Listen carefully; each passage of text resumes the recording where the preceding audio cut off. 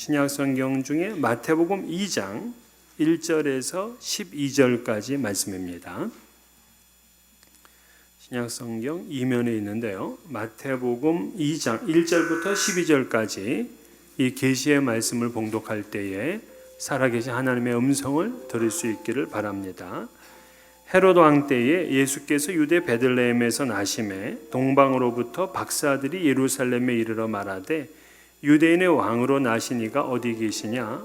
우리가 동방에서 그의 별을 보고 그에게 경배하러 왔노라 하니 헤롯 왕과 온 예루살렘이 듣고 소동한지라. 왕의 모든 대제사장과 백성의 서기관들을 모아 그리스도가 어디서 나겠느냐 물으니 이르되 유대 베들레헴이오니 이는 선지자로 이렇게 기록된 바 또 유대 땅 베들레헴아 너는 유대 고을 중에서 가장 작지 아니하도다. 내게서 한 다스리는 자가 나와서 내 백성 이스라엘의 목자가 되리라 하였음이니이다.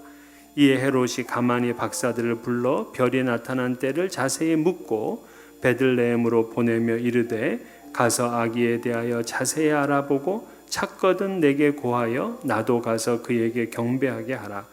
박사들이 왕의 말을 듣고 갈새 동방에서 보던 그 별이 문득 앞서 인도하여 가다가 아기 있는 곳 위에 머물러 서 있는지라. 그들이 별을 보고 매우 크게 기뻐하고 기뻐하더라. 집에 들어가 아기와 그의 어머니 마리아가 함께 있는 것을 보고 엎드려 아기께 경배하고 보배합을 열어 황금과 유향과 모략을 예물로 드리니라. 그들은 꿈에 헤롯에게로 돌아가지 말라 지시하심을 받아 다른 길로 고국에 돌아가니라. 아멘. 1948년 대한민국 정부가 수립되던 해에 대한민국의 1인당 국민소득이 얼마였나 찾아보니까는 23불이었습니다. 월 2불 정도 되는 거죠. 그런데 지난해 한국은 36,600불이 1인당 국민소득입니다. 자그마치 1330배가 성장을 했습니다. 한국은 비약적인 발전을 이루어서 지난해 국내 총생산, 그러니까 GDP 순위가 전 세계 12위였습니다. 물론 미국과는 상당히 많은 차이가 나지만은 우리보다 앞선 나라들, 브라질, 캐나다, 러시아 이런 나라들하고는 그렇게 차이가 나지는 않습니다. 그래서 머지않아 이 대한민국이 경제대국 10위 안에 들 것이다. 이렇게 예측을 합니다. 일제시대와 한국 전쟁을 통해서 초토화된 그 동방의 작은 나라가 어떻게 이렇게 엄청난 속도로 경제 성장을 이루었을까? 세계 2차 대전의 패전국이었던 독일이 빠르게 성장해서 선진국에 들어간 것을 라인강의 기적이라 이렇게 부릅니다. 그 라인강의 기적에 잇대어 한강의 기적이 있어요. 1950년 세계에서 가장 가난한 나라가 한국이었습니다. 근데 그때 세계로부터 원조를 받았고 또 이 수출 지향적인 산업과 무역 정책으로 인해서 빠른 경제 성장을 이루었어요. 1954년부터 2018년까지 64년 동안 연평균 GDP 성장률이 7.6%입니다. 이렇게 놀라운 경제 성장의 열매로 세계적인 기업들이 이제 한국에 들어서게 됐습니다. 삼성, LG, 현대자동차나 현대중공업 같은 굴지의 회사들이 대한민국 국민의 자부심이 되었습니다. 이렇게 경제 성장을 할 때까지 어르신들이 베트남 전쟁에 나가서 피를 흘려가면서 달러를 벌어왔어요. 그 중동 열사의 나라도 마다하지 않고 땀을 흘리며 일을 해서 경제 성장을 이루었습니다. 그런데 대한민국의 급속한 경제 발전은 자연스럽게 어떤 문화를 만들었냐면 빨리빨리 문화를 만들었습니다. 미국에서 한국의 문화를 허리허리 컬처 이렇게 부르잖아요. 그러다 보니까는 한국은 기초과학 연구에 투자를 잘하지 않고 빨리 성과를 내려는 기술 개발에 더 열심입니다. 그러다 보니까 기초과학에 관련된 것들은 돈을 주고 사와야 되는 이제 이러한 또 어려움이 있는 거죠. 또한 빨리 성공해서 성장한 것을 보여줘야 됐기 때문에 이 외식성이 강하고 허례허식이 강합니다. 이렇게 남들에게 뭔가를 좀 보여줘야 된다는 이러한 압박감 때문에 며칠 전에 보니까 총장도 뭐 상당한 그 학력 위조를 했더라고요. 심지어 박사들도 논문을 조작해야 되는 이런 어이없는 사태들이 계속해서 발생되고 있습니다. 바로 조급함의 문제죠. 오래오래 참으면서 열매를 맺는 것을 기다리지를 못합니다. 이런 조급함이 사실은 우리 신앙생활에도 치명적인 장애가 됩니다. 우리가 전도를 하잖아요. 불신자들에게 예수 믿으면 복 받습니다 하고 얘기를 해줍니다. 그러나 그 불신자들이 감동을 받지는 않아요. 왜냐하면 금방 눈에 보이는 결과가 나타나지 않기 때문입니다. 자, 여러분들은 2019년 이제 한 해를 거의 이제 마무리할 때가 됐어요. 이제 한 주일을 남겨두게 되었습니다.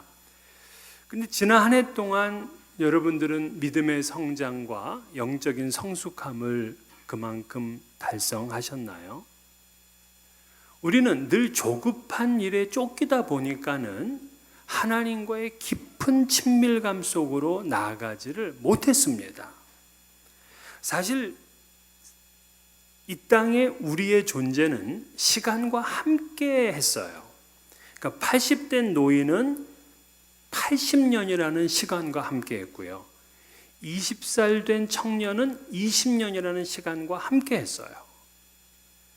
그런데 20살이 되든 80이 되든 여전히 시간을 사용하는 기술에 있어서는 대단히 서툽니다. 우리가 시간 사용을 어렵게 만드는 이유는 뭐냐면 중요함과 바쁨을 혼동하기 때문에 그래요. 아침에 일어나면 제일 중요한 게 뭘까요? 우리가 밤새 하나님의 나를 지켜주셨기에 아침에 일어나면 하나님 만나는 것이 가장 중요합니다. 그래서 말씀을 읽고 기도하고 하나님을 생각합니다. 그 무엇보다 중요한 일입니다. 그런데 우리는 아침에 눈을 뜨게 되면 이 중요한 일보다 바쁜 일이 먼저입니다. 할 일이 많아요. 일하러 가야 되고요. 아침밥 준비해야 됩니다. 아이들 학교 보내야 됩니다. 가게 빨리 가서 오픈해야 됩니다. 심지어 강아지 산책시켜야 됩니다. 논문 준비해야 되고 뭔가 연주할 걸 연습해야 돼요. 신문이 오면 신문도 읽어야 되고요. 핸드폰 열면 핸드폰에 지난밤에 쏟아진 뉴스들을 검색해야 됩니다. 이러한 일들이 우리를 바쁘게 만들죠. 근데 문제는 이 바쁜 일들 때문에 정작 중요한 일들의 우선순위를 빼앗겨버리고 마는 거예요. 이러한 혼동을 우리가 너무나 오랫동안 방치하며 살았습니다. 왜냐하면 영적인 효과가 금방 나타나지 않기 때문에 그래요. 그래서 이 영적인 훈련, 경건의 훈련은 우리에게 제일 중요한 문제인데도 불구하고 바쁜 일 때문에 그 우선순위가 자꾸 밀려가는 거예요. 그래서 조급증에 걸리게 되면은요, 영적 성장을 기대할 수가 없게 됩니다. 그래서 신앙은 조급함을 이겨내는 거예요. 우리의 신앙이 성장하지 못하는 것이 속도 때문이다, 그렇게 말을 합니다. 예수 믿어서 금방 효과를 본다면은 누가 예수를 잘 안 믿겠습니까? 예수 믿어서 금방 병 낫고 예수 믿어서 금방 우리 자녀들이 막 아이비리그 간다 그러면은 누가 예수를 안 믿겠냐고요. 그러나 신앙은 속도가 아니에요. 그러면 우리 신앙은 뭘까? 우리가 지난 11월과 12월 야곱을 통해서 신앙이 무엇인지를 함께 나누고 있는데, 오늘 본문도 굉장히 중요하게 신앙이 무엇인가 하는 걸 가르쳐 줍니다. 이 주의 성탄에는 그 유명한 동방 박사들이 등장하잖아요. 그 동방 박사들을 메이거스라고 부릅니다. 복수가 되면 메이자이 이렇게 부르는데 바로 마귀라는 라틴어에서 온 단어예요. 뜻은 wise man입니다. 근데 이 메이거스를 뭐라고 불렀냐면 점술과 점성가라고 불러요. 그래서 이 점성가들은 밤에 별들을 연구하기 때문에 이들은 특별하게 이상한 별을 보게 된 거예요. 그러면서 이 별이 구세주의 탄생을 알리는 별이구나 그들은 알게 되었습니다. 이들은 공부를 많이 한 학자들이란 말이에요. 민수기 24장 17절에 보면은 한 별이 야곱에게서 나온다 하면서 구세주의 탄생하는 거를 별로다가 얘기를 했어요. 그래서 이 박사들은 이상한 별빛을 보더니만 구세주가 나셨구나 하는 거를 알게 됐다는 거예요. 그리고는 이 땅에 오신 구세주를 맞이하기 위해서 그들은 먼 길을 순례 여행을 떠납니다. 바로 이 순례 여행을 보면서 순례자인 우리들의 신앙은 어떤 것인가 하는 것을 알 수 있다 하는 거예요. 자, 그럼 우리의 신앙은 그러면 어떤 것이냐? 첫 번째로 우리 신앙은 목표가 있는 삶입니다. 동방 박사들이 별을 쫓아오잖아요. 별을 보면서 별이 서쪽으로 가면 서쪽, 북쪽으로 가면 북쪽, 그리고 별이 빠르게 움직이면 빨리 가고요, 멈추면 멈춰 섰습니다. 왜? 그 별을 따라서 아기 예수를 만나고 그 아기 예수께 무엇하기 위해서? 경배하기 위해서. 그러니까 이들은 분명한 목표가 있었던 거예요. 구세주를 경배하기 위한 거였어요. 그러니까 순례자인 우리들도 목표를 가지고 삽니다. 바울 사도는 그러므로 나는 다름질하기를 향방 없는 것 같이 아니하고 싸우기를 허공을 치는 것 같지 아니하며, 그러니까 우리 신앙은 허공을 치는 것 같은, 뜬구름 잡는 것 같은 그러한 신앙이 아니에요. 분명한 목표가 있습니다. 하나님을 경배하리라. 종교개혁자 칼빈의 일생의 목표는 Soli Deo Gloria, 오직 하나님께 영광이었습니다. 그래서 그의 신학도, 목회도, 설교도, 삶도 모두 하나님께 영광에만 초점이 맞춰져 있었어요. 목표가 분명하니까 그들이 도중에 힘들더라도 포기하지를 않습니다. 여러분의 목표는 무엇이었습니까? 운동장에서 땀을 흘리는 선수들도 목표가 분명한 사람과 그렇지 않은 사람과는요, 훈련하는 자세가 달라요. 힘들어도 포기하지 않습니다. 남들보다 더 많이 땀을 흘리려고 하죠. 책과 씨름을 하고 사업을 하는 사람도 분명한 목표가 있으면요, 여러 가지 어려움도 이겨내고요, 시험도 극복합니다. 심지어 미혹당하는 것도 피해낼 수가 있어요. 그래서 목표가 있는 사람들은 동방 박사들처럼 별 볼 일 있는 사람이 되고, 목표가 없는 사람들은 별 볼 일 없는 사람이 된다고 하잖아요. 전에 제가 읽었던 글에서 아주 인상적인 글을 보았습니다. 한 교수님이 학생들에게 질문을 했어요. 여러분들은 무엇인가를 위해서 죽을 수 있는 그 무엇인가가 있는가? 이렇게 물었어요. 그때는 어떤 학생이 대답을 합니다. 교수님, 우리가 죽을 정도로 그런 진리란 없다고 생각합니다 하고 얘기를 했어요. 이때 교수가 대답을 합니다. 우리가 죽을 수 있는 정도의 가치가 있는 진리가 없다면 오늘 우리가 꼭 살아야 된다 하는 그러한 진리도 없는 것이라네, 이렇게 대답했다 그래요. 그러니까 분명한 목표가 있다면 그것 때문에 우리는 오늘 하루 살 수 있는 것이고, 또 그것 때문에 우리는 목숨을 바칠 수가 있는 거죠. 오늘 동방 박사들의 순례에는 분명한 비전, 목표가 있었어요. 이 목표가 없는 사람은요, 위험한 길을 가게 됩니다. 정신병이 뭐냐? 정신병은 목표가 좌절됐을 때 절망함으로 오는 병이다, 이렇게 이야기를 해요. 그러니까 우리는 신앙생활에서 이 목표가 흔들려서는 안 되는 거죠. 하나님께서 아브라함에게 내가 너로 큰 민족을 이루겠다, 그렇게 말씀을 하시고 약속을 하셨는데, 그러면 아기를 지금부터 쌍둥이, 세 쌍둥이 막 이렇게 낳아야 되거든요. 안 낳아. 아기는 안 낳는데 하나님이 그때마다 아브라함을 불러냅니다. 야, 밤하늘의 별을 봐라. 야, 저 바다의 모래를 봐라. 내 자손이 이와 같이 많아질 거야. 주시지는 않는데 많아질 거야 라고 말씀하시면서 그의 비전과 목표와 표대는 잃어버리지 않게 하셨어요. 바울 자신도 자기의 생애를 표대를 향하여 다름질하는 삶이다, 그렇게 고백을 했습니다. 영적으로 깨어있는 사람은 표대가 되는 진리를 간직하고 있어요. 이 동방 박사들 역시 분명한 표대가 있었습니다. 근데 오늘 본문에 등장하는 또 다른 인물들이 있는데 대제사장과 서기관들이 나타나요. 그들은 하나님의 말씀인 이 진리를 너무나 잘 알고 있었습니다. 헤롯이 구세주가 탄생한다 그러는데 어디서 나시는지 한번 너희들 알아보고 오너라 그랬더니 이들이요 그저 착 가져가가지고 저 두루마리 성경이 그냥 가득 차 있는데 딱 책을 한 권 빼오는데 미가서 5장 2절을 쫙 펴니다. 그러면서 구세주께서 베들레헴에 나신다고 합니다, 이렇게 얘기를 해요.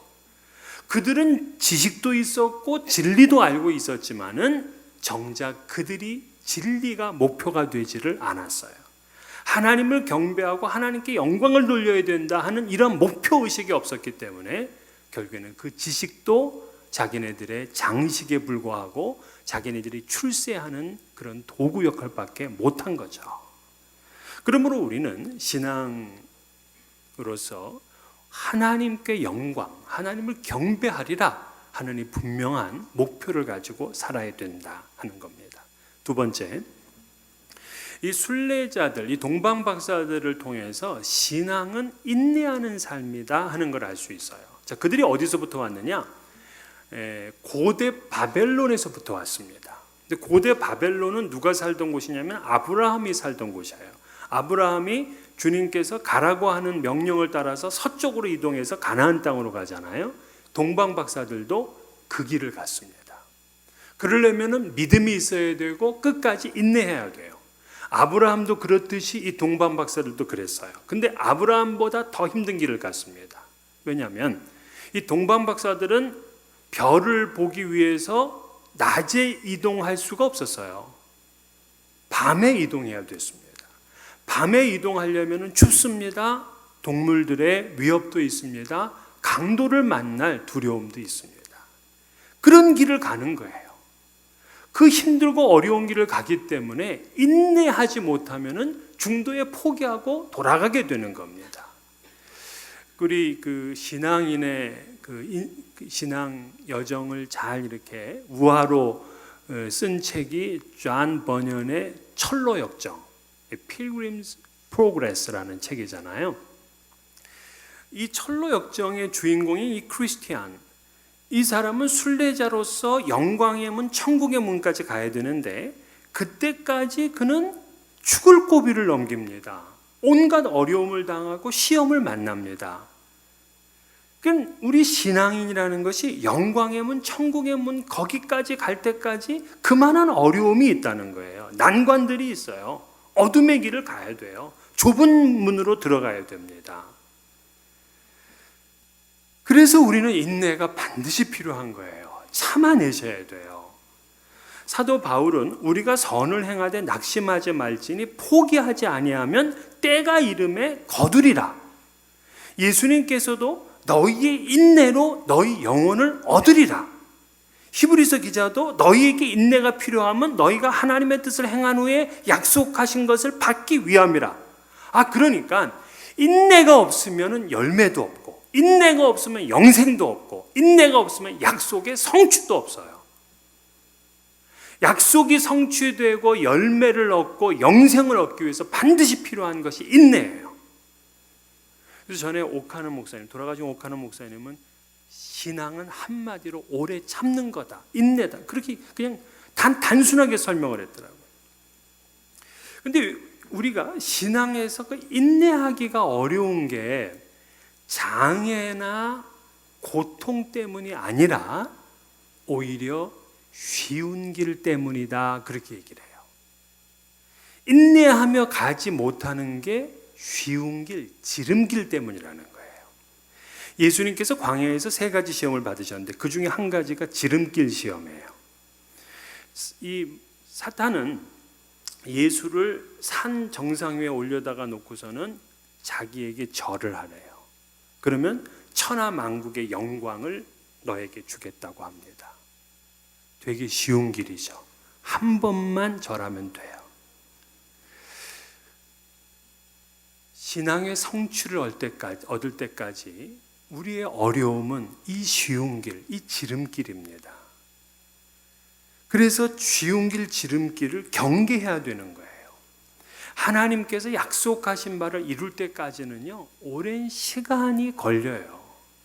하나님이 아브라함에게 많은 민족을 주겠다라고 약속은 하셨지만 첫 아들을 얻는 데까지 25년 걸렸습니다.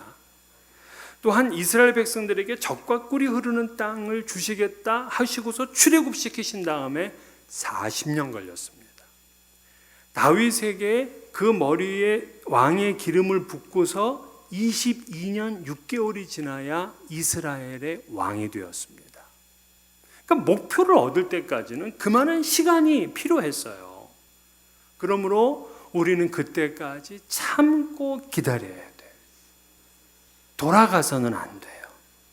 쉬운 길을 택해서는 안 돼요. 그런데 동방 박사들은 마지막 코스에서 실수를 했어요.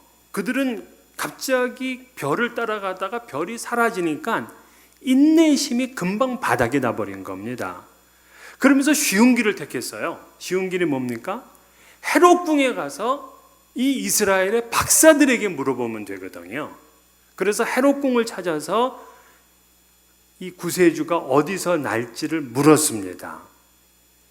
결국 동방박사의 실수로 헤롯은 메시아의 탄생 소식을 듣게 되었고 2살 미만의 남자 아이들을 전부 다 학살하는 이런 엄청난 죄를 저질렀어요.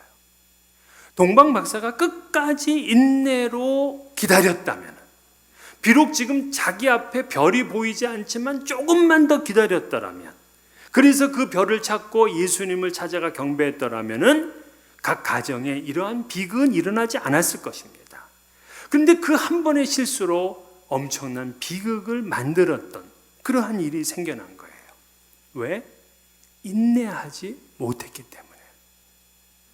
아브라함도 하갈을 취해서 이스마엘을 낳잖아요. 인내하지 못했기 때문입니다.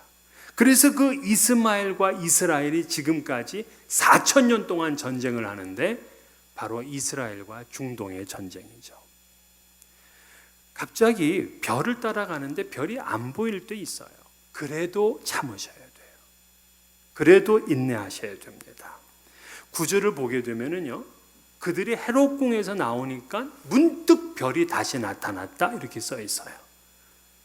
다시 나타날 별이었어요. 조금만 더 참아야 되는데 그들이 조급했습니다. 너무나 아쉬운 시간이죠. 신앙은 인내입니다.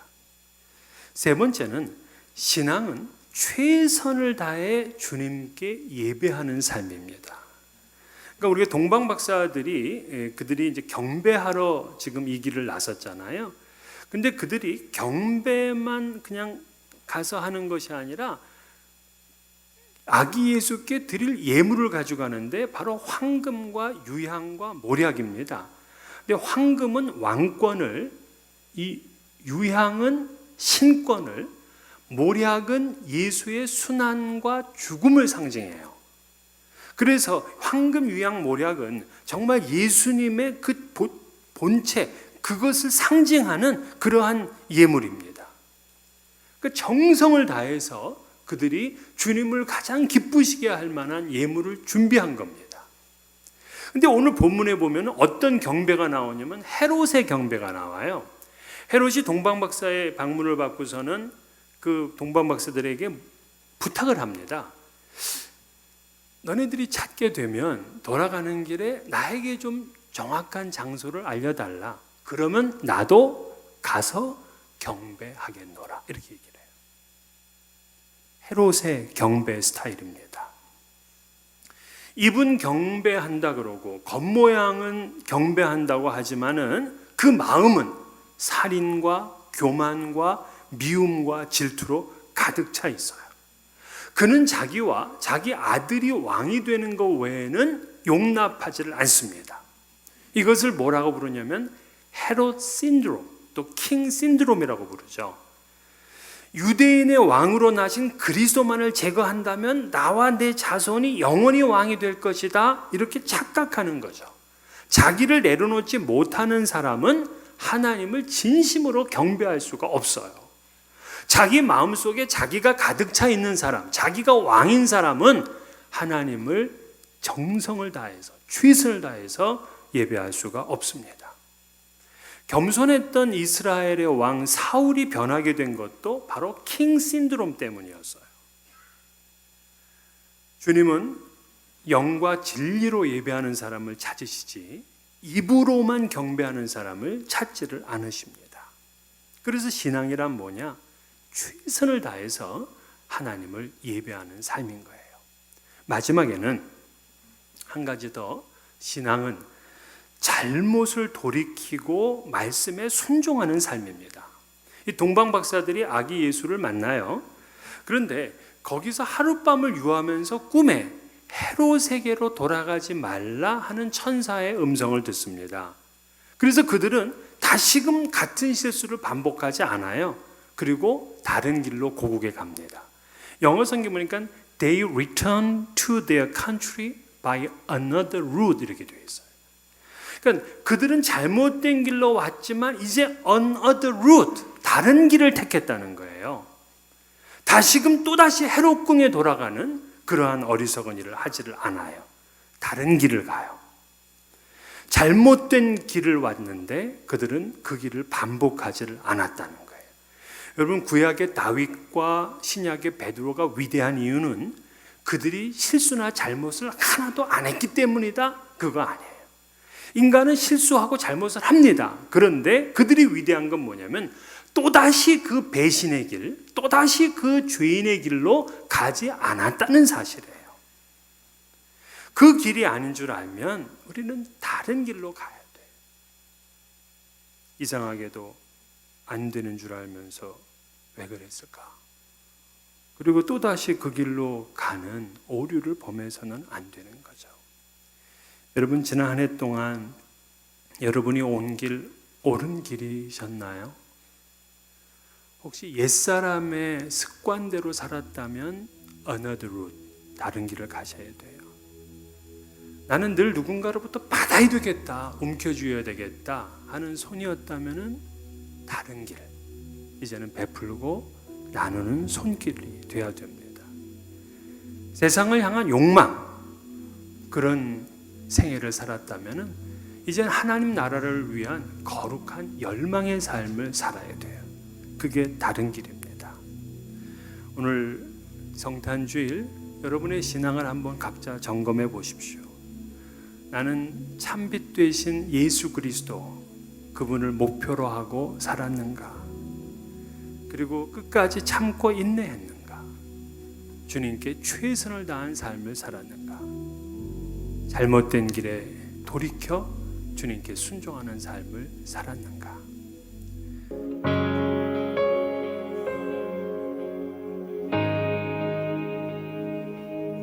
나의 눈